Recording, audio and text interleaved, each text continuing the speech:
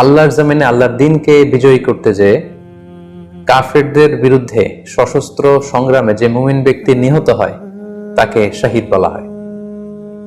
সহিহ বুখারীর বর্ণনায় এসছে যে সাহাবারা আল্লাহ রাসূল সাল্লাল্লাহু আলাইহি সাল্লামকে জিজ্ঞেস করেছিলেন যে হে আল্লাহর রাসূল, কারা আল্লাহর রাস্তায় জিহাদ করছে এটা আমরা কিভাবে বুঝবো? তার উত্তরে আল্লাহর হাবিব সাল্লাল্লাহু আলাইহি সাল্লাম বলেছিলেন, মান কাতালা লিতাকুনা কালিমাতুল্লাহি হিয়াল উলিয়া ফাহুয়া ফি সাবিলিল্লাহ।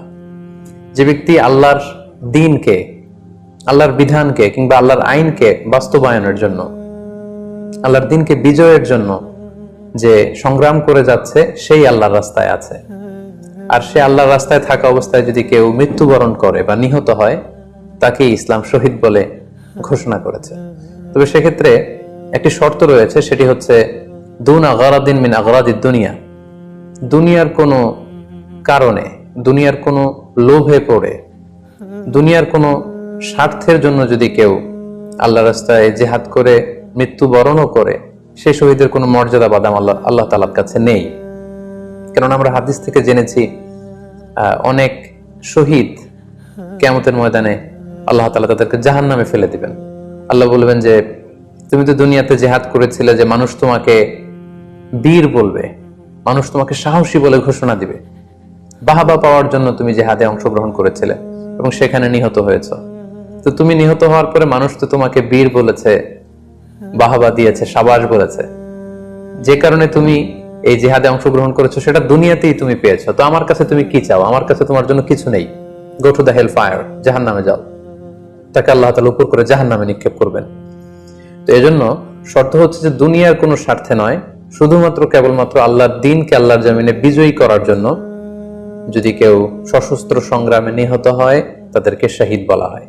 এখন প্রশ্ন হচ্ছে, যারা কাফেরদের বিরুদ্ধে জিহাদ করতে যে যুদ্ধে নিহত হলো তারা শহীদ, তারা ছাড়া কি আর কেউ শহীদ হতে পারবে না? এই প্রসঙ্গে আমরা বলবো যে বেসিকলি ইসলামী শরিয়াতে শহীদ দুই ধরনের। ইবনু হাজার আল আসকালানি উনিও শাহাদাতের প্রকারভেদ করতে যেয়ে বলেছেন যে শহীদ দুই প্রকার। একটা হচ্ছে শাহিদুদ দুনিয়া ওয়াল আখিরা, যেটা আমরা বলেছি যারা আল্লাহর রাস্তায় নিহত হয়েছে তারা। আরেকটা হচ্ছে শাহিদুল আখিরা, যারা দুনিয়াতে আল্লাহর রাস্তায় নিহত হয়নি কিন্তু পরকালে তারা শাহাদাতের মর্যাদা লাভে ধন্য হবে।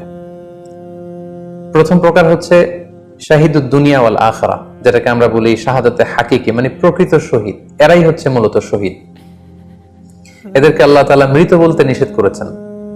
আল্লাহ তাআলা বলেছেন, ওয়ালা তাকুলু লিমান ইউকতালু ফি সাবিলিল্লাহি আমওয়াত বাল আহইয়া ওয়ালাকিন লা তাশউরুন।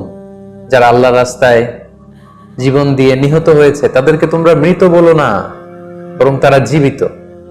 অন্য এক আয়াতে এসেছে বাল আহইয়াউন ইনদা রাব্বিহিম ইউরযাকুন, তারা জীবিত এবং আল্লাহর কাছে তারা রিজিক প্রাপ্ত, আল্লাহ তাআলার পক্ষ থেকে তারা রিজিক প্রাপ্ত। তাদের মর্যাদা আল্লাহ তাআলার কাছে এত বেশি যে তাদেরকে নিহত হওয়ার পরে কোনো জানাজার আগে গোসল দিতে হয় না। তাদের রক্তাক্ত দেহটাকেই সরাসরি জানাজার পরে দাফন করে দিতে হয়, কেননা সেই ঝরঝরে রক্ত নিয়ে তারা সেদিন কিয়ামতের দিবসে আল্লাহ তাআলার দরবারে তারা হাজির হয়ে যাবে। এবং আমরা যদি কোরআনের দিকে তাকাই, কোরআন আমাদেরকে জানিয়েছে আনা আমাল্লাহু আলাইহিম মিনান নাবিয়িন ওয়াস সিদ্দিকিন ওয়াশ শুহাদাই ওয়াস সালিহিন, মানে সবচেয়ে শ্রেষ্ঠ তাবাকা বা দারাজা হচ্ছে নবীদের দারাজা, নবীদের পরে হচ্ছে সিদ্দিকিনদের দারাজা, এবং সিদ্দিকিনদের পরেই যাদের মর্যাদা আল্লাহ তাআলার কাছে সবচেয়ে বেশি তারা হচ্ছে শুহাদা।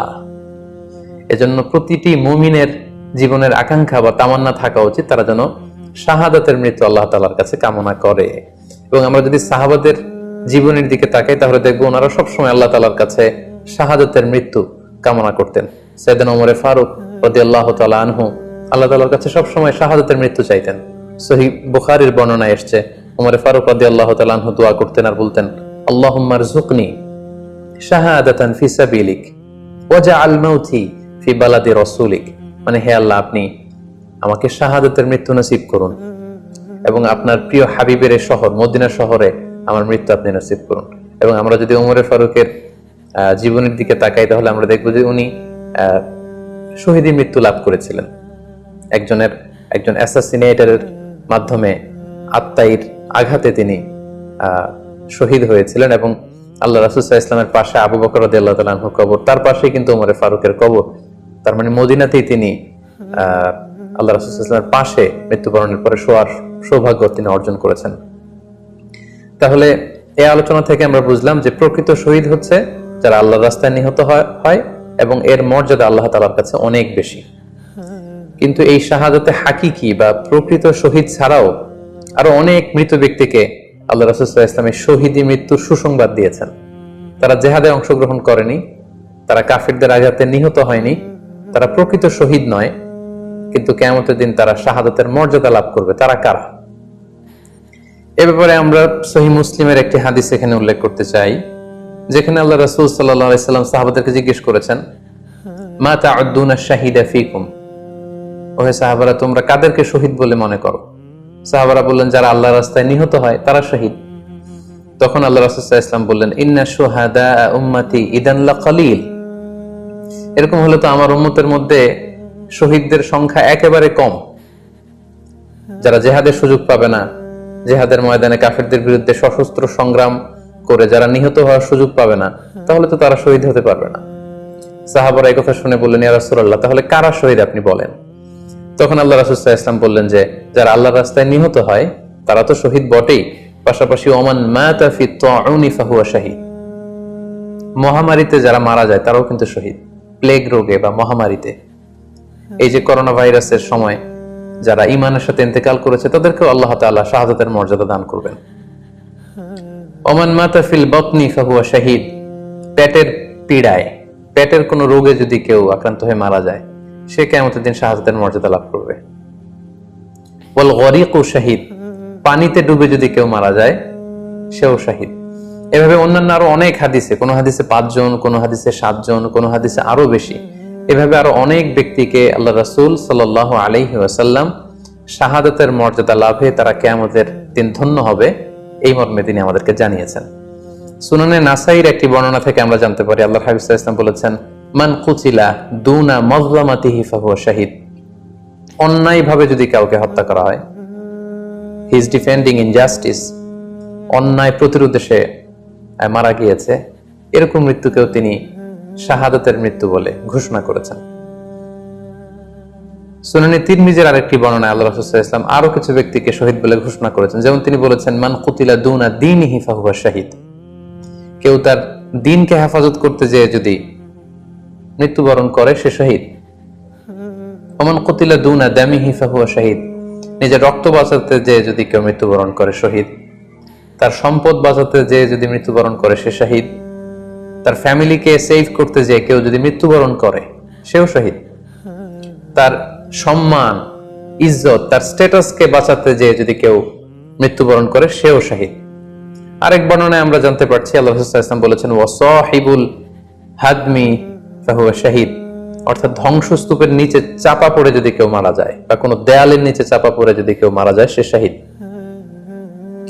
ওয়াসাহিবু যাতিল জানবি শাহীদ, অর্থাৎ ফুসফুসের কোনো রোগে, লেটস সে লাং ক্যান্সারে যদি কেউ মারা যায়, ফুসফুসের কোনো ভয়ানক রোগে যদি কেউ মারা যায় সে শহীদ, শহীদের মর্যাদা পাবে।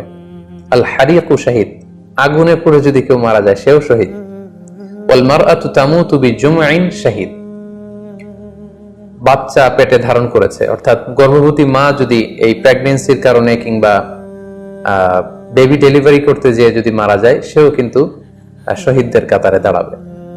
এভাবে আমরা বিভিন্ন হাদিসের আলোকে এবং আল্লাহ রাসূল সাল্লাল্লাহু আলাইহি ওয়াসাল্লামের সুসংবাদ বাণীর আলোকে আমরা বুঝতে পারি যে আল্লাহর রাস্তায় যারা জিহাদ করে আল্লাহর দ্বীনকে বিজয়ী করতে যে মৃত্যুবরণ করেছে তারা হচ্ছে প্রকৃত শহীদ। তাদের মর্যাদা আল্লাহ তাআলার দরবারে অনেক অনেক বেশি। কিন্তু এই শহীদ ছাড়াও আরো অনেক ধরনের মৃত্যুকে আল্লাহর হাবিব সাল্লাল্লাহু আলাইহি ওয়াসাল্লাম শাহাদাতের মৃত্যুর সাথে ঘোষণা করেছেন। সো যারা জিহাদে মারা গেল তারাই শহীদ, বাকিদেরকে শহীদ বলা যাবে না, এই কথাটি ঠিক নয়। বরং আল্লাহ রাসূল সাল্লাল্লাহু আলাইহি ওয়াসাল্লাম নিজেই চেয়েছেন, তিনি বলেছেন যে তোমরা যদি শুধু এই এক শ্রেণীকে শহীদ বলো তাহলে তো আমার উম্মতের মধ্যে শহীদের সংখ্যা একেবারে কম। আর আমি চাই আমার উম্মতের মধ্যে থেকে অনেক সংখ্যক লোক এই শাহাদাতের দারাজা, এই মর্তবা, এই মর্যাদা লাভ করে ধন্য হোক। তাই আমরা যে কেউ একটি বর্ণনার কথা বললাম, এছাড়াও আরো অনেকগুলো বর্ণনা আছে। এই ধরনের মৃত্যু যারা বরণ করেছে, লেটস সে পানিতে ডুবে, আগুনে পুড়ে, পেটের পীড়ায়, নিজের সম্পদ বাঁচাতে যে, অন্যায়ের প্রতিরোধ করতে যে, সন্তান ভূমিষ্ঠ করতে যে, এরকম যত ধরনের মৃত্যু রয়েছে, এ ধরনের মৃত্যুকে আল্লাহ রাসূল সাল্লাল্লাহু আলাইহি ওয়াসাল্লাম শহীদী মৃত্যু বলেছেন। এবং কিয়ামত দিবসে এই সমস্ত লোকেরাও তারা শাহাদাতের মর্যাদা লাভে ধন্য হবে ইনশাআল্লাহ।